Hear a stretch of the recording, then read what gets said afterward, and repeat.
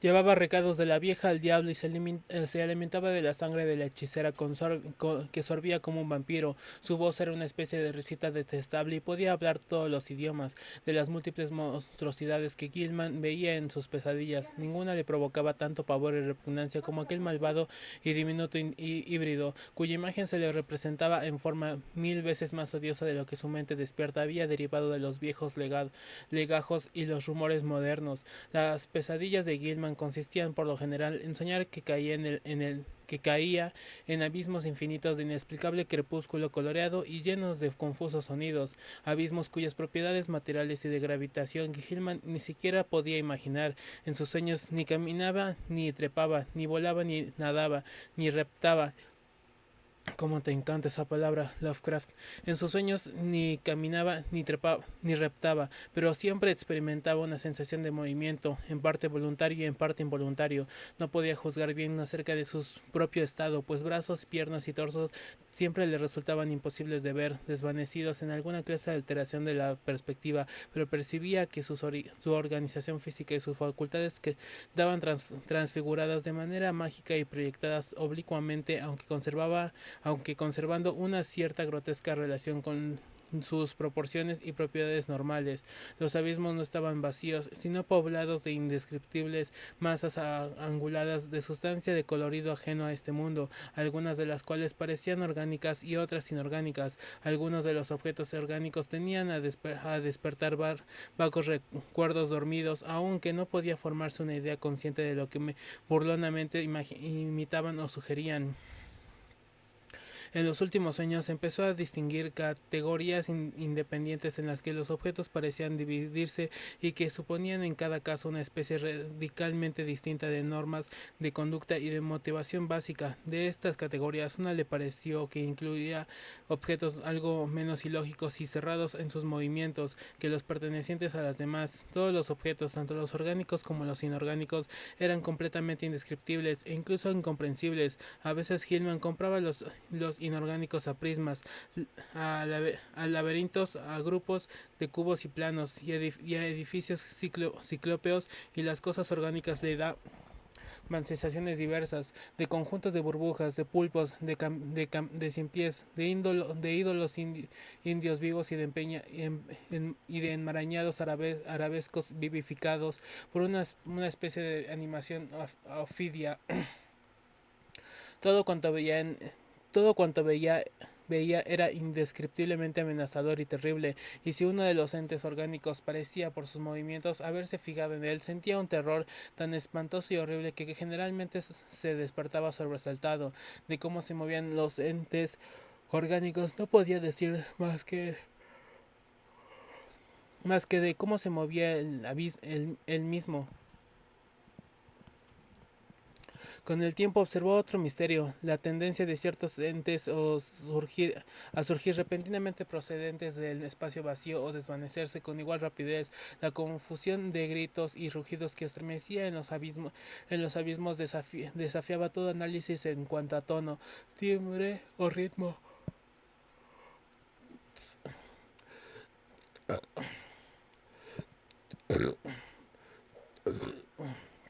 Pero parecía estar sincronizada con vagos cambios visuales de todos los objetos indefinidos, tanto orgánicos como inorgánicos. Hillman experimentaba el continuo temor de que alguna de sus oscuras e inclementes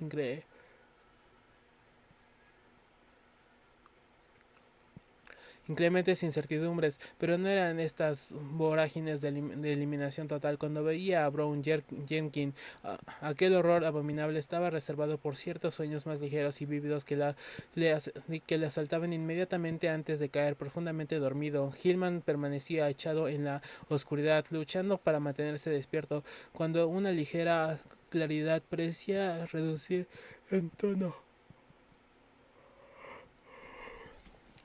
torno a la centenaria habitación, revelando que una neblina violácea la, convergen, violacia la convergencia de los planos angulados que de manera tan malévola se habían apoderado de su mente. El horror parecía salir del agujero de las ratas en el rincón y avanzaba hacia él, deslizándose por las tablas del suelo curvo con una maligna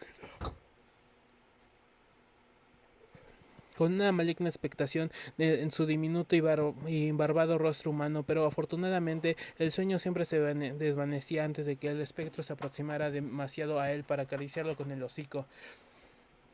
Tenía los dientes diabólicamente largos, afilados y caninos. Hillman trataba de taponar el agujero de las ratas todos los días, pero noche tras noche los verdaderos habitantes de los tabiques roían la obstrucción. Fuera lo que fuera, en una ocasión hizo que el casero clavara una lata sobre el orificio.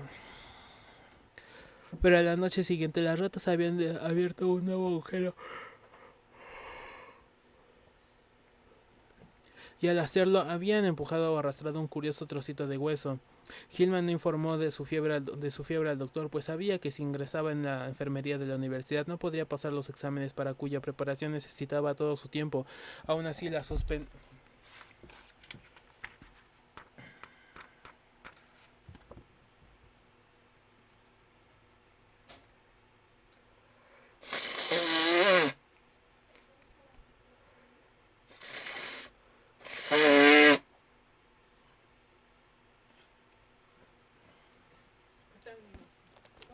Sí. Le suspendieron en cálculo diferencial y en psicología general superior, aunque le quedaba la esperanza de recuperar el terreno perdido antes de terminar el curso. En marzo, un nuevo elemento entró a formar parte de su sueño preliminar y la forma de pesadilla de Brown Jenkins comenzó a verse acompañada por una nebulosa sombra que fue asemejándose cada vez más a una vieja encorvada. Este nuevo elemento le trastornó más de lo que pudiera explicar, pero terminó por decidir que era igual a una vieja con la que se había encontrado 2 veces en el oscuro laberinto de calles de los abandonados muelles. En aquellas ocasiones la mirada maliciosa, sardónica y aparentemente injustificada de la bruja casi le había hecho estremecer, especialmente la primera vez, cuando una rata de gran tamaño que atravesó la boca en sombras de un callejón vecino le hizo pensar irracionalmente en Brown Jenkins y pensó que aquellos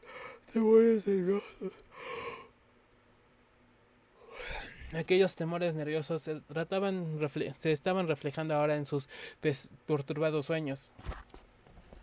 No podía negar que la influencia de la vieja casa era nociva, pero los restos de su morboso interés le retenía allí. Se dijo que las fantasías nocturnas le debían solo a la fiebre y que cuando desapareciera se vería libre de las monstruosas visiones. No obstante, aquellas apariciones tenían una cautivadora vivacidad y resultaban convincentes, y siempre que despertaba conservaba una vaga sensación de haber vivido una gran parte de lo que recordaba. Tenía la espeluznante certidumbre de haber hablado en sueños olvidados con Brown Jenkins y con la bruja, los cuales le habían apremiado para que fuese a alguna parte con ellos, a encontrarse con un tercer ser más poderoso.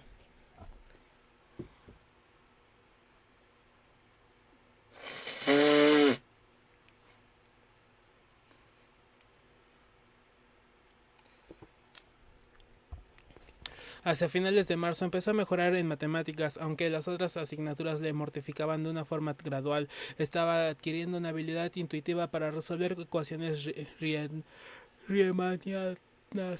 Asombró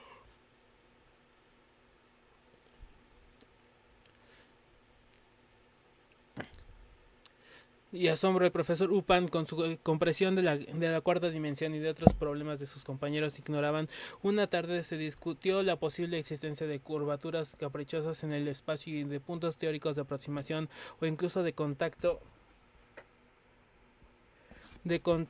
entre nuestra parte del cosmos y otras regiones diversas tan remotas como las estrellas más lejanas o los mismos vacíos transgalácticos, e incluso tan fabulosamente distante como como unidades cósmicas infinitamente largas.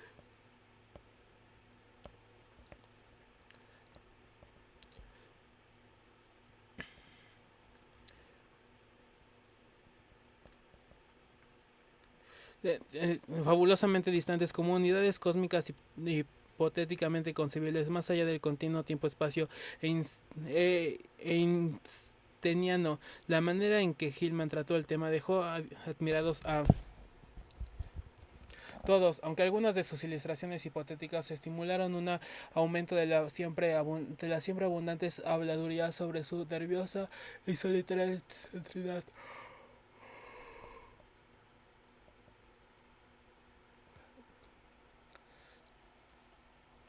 Lo que hizo que los estudiantes sacudieran la cabeza fue su teoría sobriamente enunciada de que un hombre con conocimientos matemáticos fuera del alcance de la mente humana podía pasar de la Tierra a otro cuerpo celeste que se encontraba en uno de los infinitos puntos de la configuración cósmica. Para ello dijo que solo sería necesario dos etapas: primero, salir de la esfera tridimensional que conocemos, y segundo, regresar a la esfera de las tres dimensiones en otro punto, tal vez infinitamente lejano. Que esto se pudiera hacer sin perder la vida. La vida era concebible en muchos casos. Cualquiera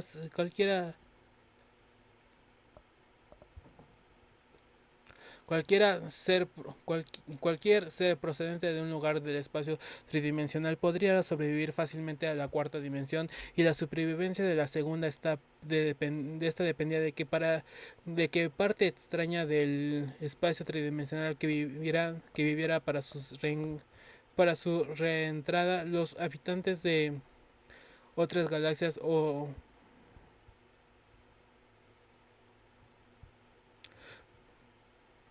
aunque naturalmente debía existir un inmenso número de ellos recíprocamente inhabitables, aunque fueran cuerpos o zonas especiales matemáticamente yuxtapuestas. También era posible que los habitantes de una zona dimensional determinada pudieran soportar la entrada en muchos dominios desconocidos e incomprensibles de dimensiones más numerosas, o identifi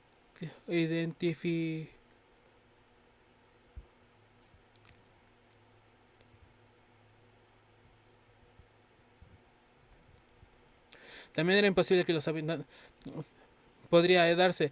Esto era cuestión de conjetura, aunque se podía estar bastante seguro de que el tipo de mutación que supondría pasar de un plano dimensional, dado el plano inmediatamente superior, no destruiría la integridad biológica tal como la entendemos. Hillman no podía explicar muy explícitamente las razones que tenía para esta última suposición, pero su vaguedad en este punto quedaba más que compensada por su claridad al tratar con temas muy complejos. Al profesor Upan le causó especial placer su demostración de la relación que existía entre las matemáticas superiores y, cier, y ciertas frases de la magia trans de la inenarrable antigüedad, humanos genuinos cuando se tenían mayores de conocimiento sobre Hillman estaba muy preocupado porque la fiebre no desaparecía. También le preocupaba lo que sus compañeros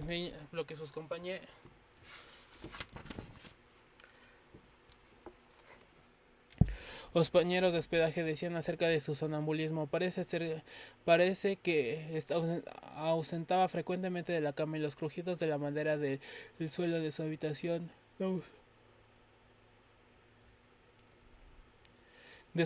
a ciertas horas de la noche, despertando más de una vez el huésped de la habitación de abajo.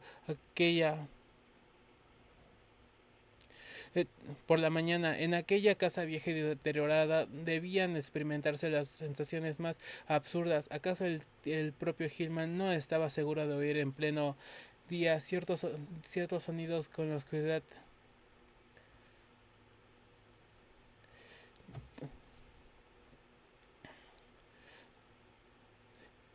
situadas bajo allá de la pared individual y del techo descendente? Sus oídos de sensibilidad patológica comenzaron a capar débiles punzadas del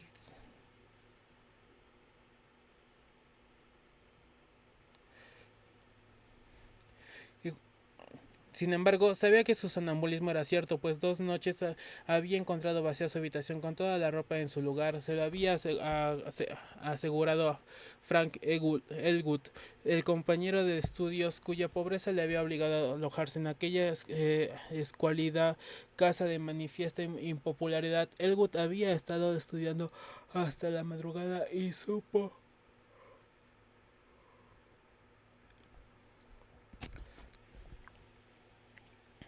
con lo que estaba en su cuarto. Había sido algo atrevido de su parte abrir la puerta, aunque no estaba cerrada con llave, luego de llamar y no recibir respuesta, pero necesitaba ayuda y pensó que Hillman no le importaría demasiado que lo despertara suavemente, pero Hillman no se encontraba allí ninguna de las dos veces, y cuando Elwood le contó lo sucedido, se atrevió en se encontró desde descalzo. Resolvió investigar el asunto sin continuar las noticias acerca de sus paseos sonámbulos y pensó en esparcir harina sobre el suelo del pasillo para averiguar a dónde se dirigían sus pisadas. La puerta es la única salida concebible, ya que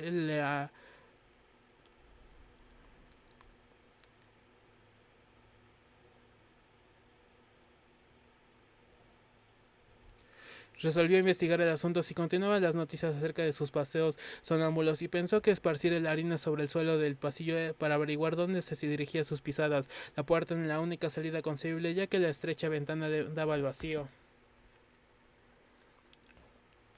Avanzando el mes de abril, llegaron a oídos de Hillman aguzados por la fiebre las dolientes plegarias de un hombre supersticioso que arreglaba tales teleras llamando Joe Masurewicz y cuya habitación se encontraba en la planta baja.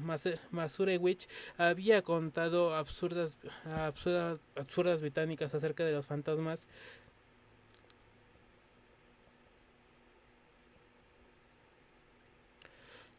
cuya habitación se acercaba a la planta baja. Masurewicz había contado absurdas historias acerca del fantasma de la vieja Kesia y de aquel ser husmeante, peludo y de dientes afilados, afirmando que algunas veces le perseguían.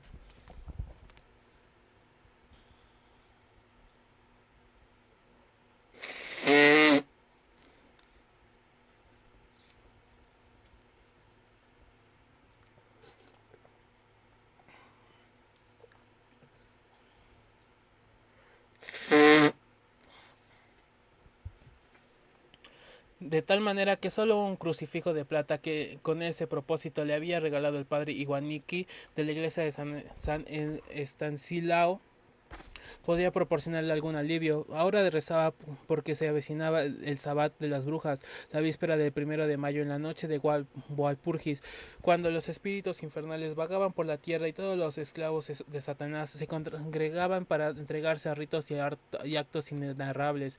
Siempre era una mala fecha en Arkham, aunque la gente de categoría de la Universidad Miskatonic y de las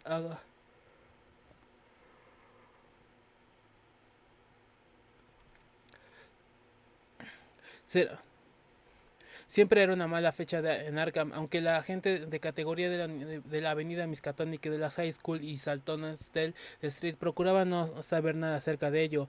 Ocurrían cosas desagradables y probablemente desaparecían 1 o 2 niños. Joe sabía de estas cosas, pero su abuela en su país de origen lo había oído de labios de la suya. Lo más prudente era rezar el rosario en este periodo.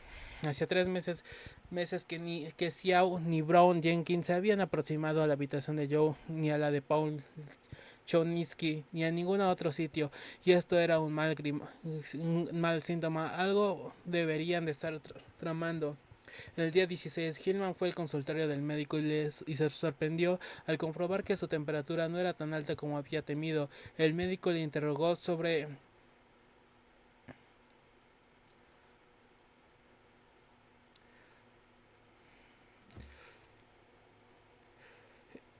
no era tan malo como había temido. El médico le interrogó a fondo y le sugirió que fuese a ver un especialista de los nervios.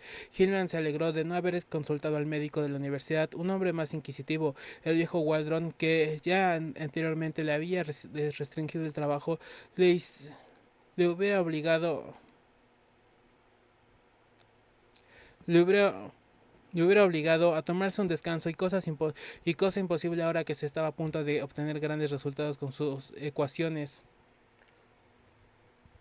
Se encontraba indudablemente próximo a las fronteras entre el universo conocido y la cuarta dimensión. Nadie era capaz de prevenir hasta dónde podría llegar.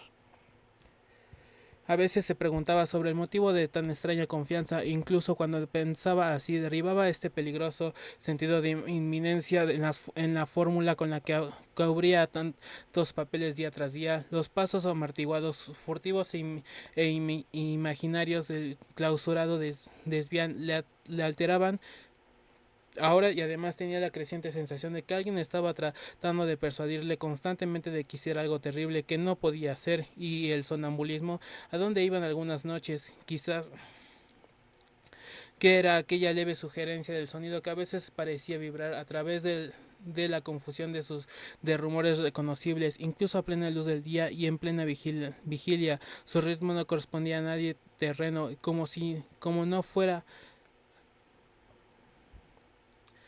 no fuera a la cadencia de uno o dos innombrables cantos de aquelarre, y algunas veces temía que correspondieran a ciertos atributos de los vagos gritos o rugidos oídos en aquellos abismos soñados totalmente extraños.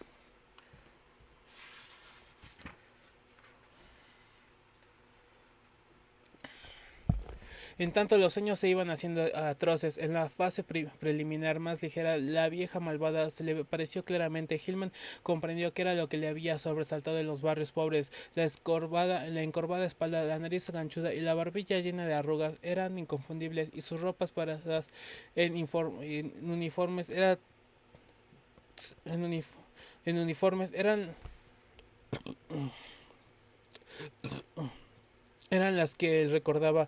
La cara de la vieja tenía una expresión de espantosa malevolencia y regocijo, y cuando Hillman despertaba podía recordar una vez casada que personalizaba y amenazaba.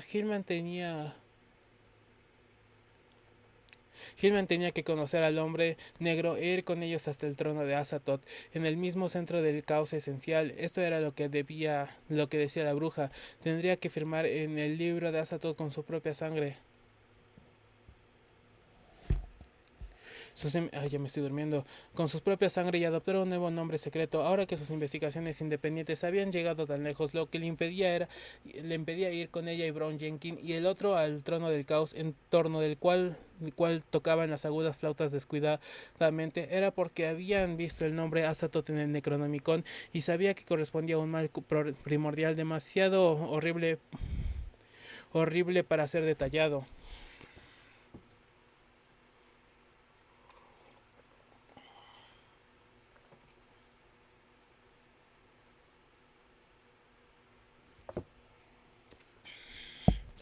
La vieja se materializaba siempre cerca del rincón donde se unían la pared inclinada y el techo descendente. Parecía cristalizarse en un punto más cercano al techo que al suelo, y cada noche se aproximaba un poco más y era más visible antes de que el sueño se disipara. También Brown Jenkins estaba un poco más cerca del final, y sus colmillos amarillentos relucían odiosamente en la fosforescencia sobrenatural de color violeta. Su repulsiva risita de tono agudo resonaba constantemente a la cabeza de Gilman, y por la mañana recordaba cómo había pronunciado las palabras Azathoth y Nyarlathotep. En los sueños más profundos, todas las cosas eran también más evidentes, y Hillman tenía la sensación de que los abismos en penumbra crepuscular que le rodeaban eran los de la causa dimensional, que la cuarta dimensión, los entes orgánicos cuyos movimientos parecían inconsecuentes inconsecuentes y sin motivo, eran probablemente proyecciones de formas vitales y procedentes de nuestro propio planeta.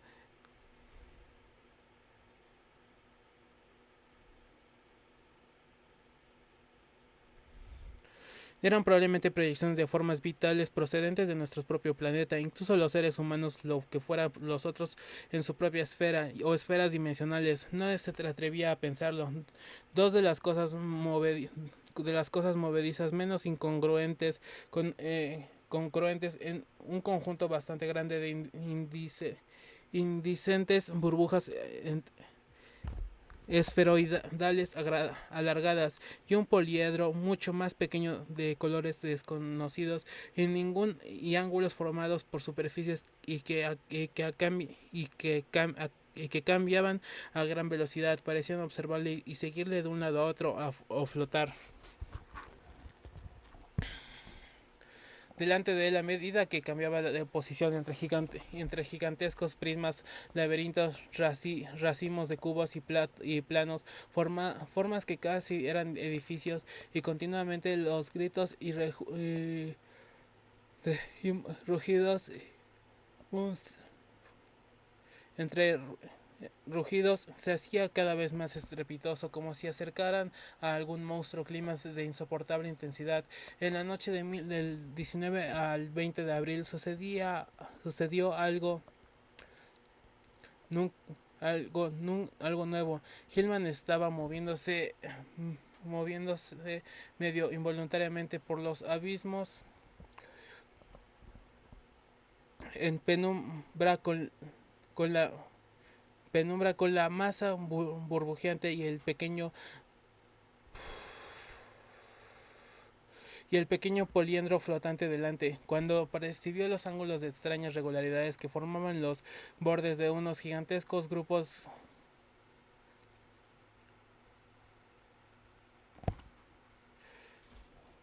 pequeño, pudiendo flotar delante, cuando percibí los ángulos de extrañas regularidades que formaban los bordes de unos gigantes grupos de prismas vecinos. Unos segundos después se encontraba fuera del abismo tembloroso, de piel en una roca, digo, en una rocosa ladera bañada por una intensa y difusa luz de color verde. Estaba del descalzo y en ropa de interior,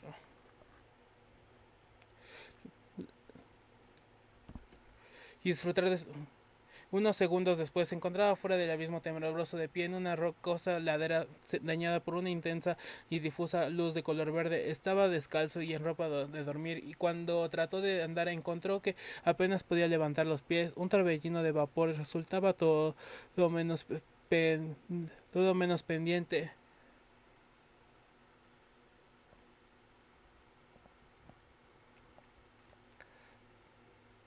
Vio entonces dos formas que se le aproximaban arrastrándose con gran dificultad, la vieja y la pequeña cosa peluda. La bruja se puso trabajosamente de rodillas, consiguió cruzar los brazos de singular manera, un tanto Brown Jenkins señalaba en cierta dirección con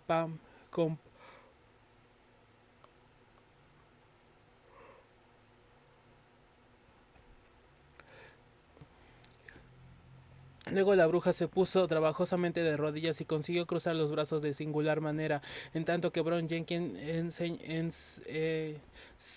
señalaba de cierta dirección con una zarpa horriblemente antropoide que levantó con evidente dificultad. Movió por un impulso involuntario. Hillman se arrastró en la dirección señalada por el ángulo que formaban los brazos de la bruja y la diminuta garra del diabólico engendro y Miles.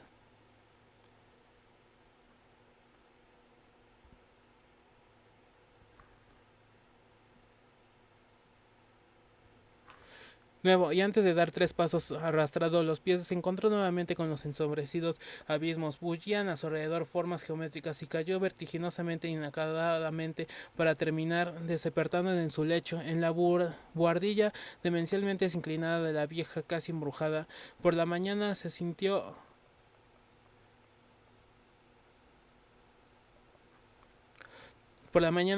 sin fuerzas para nadar y no asistió a ninguna de las clases. Alguna desconocida atracción dirigía su vista en dirección al parecer incongruente, pues no podía evitar el mirar fijamente a cierto punto vacío del suelo. Según fue avanzando el día, su mirada sin vista cambió de situación, y para mediodía había dominado el impulso de completar el vacío. A eso de las 12 salió a comer, girando de ruleta girándolo siempre hacia el sudeste. El almerzano significa el, a esos de las se encontraba girando siempre hacia el sudeste. Con gran esfuerzo detuvo en una cafetería de Sud Street y después del almuerzo asintió del misterioso impulso con mayor intensibilidad.